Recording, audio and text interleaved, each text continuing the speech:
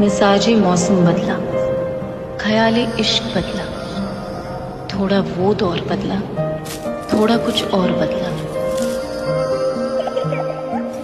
Late आने में ना आपके पापा ने पीएचडी कर रखी है। हाँ पापा तो ऐसे ही है। आने दो पापा को, हम मिल के उनकी पिट्टी करेंगे। पापा की पिट्टी? मेरे को आपके साथ टाइम करने बहुत मजा आता है। मुझे भी। सच्ची? मुच्ची। मम्मा बात। Sir teacher. साइशा, पापा।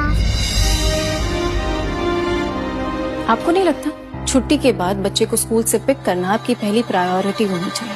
और आपको नहीं लगता कि आपको अपने काम से काम रखना चाहिए? टीचर हो इसकी, माँ बनने की कोशिश मत करो। माँ बनने की कोशिश। चलें बेटा।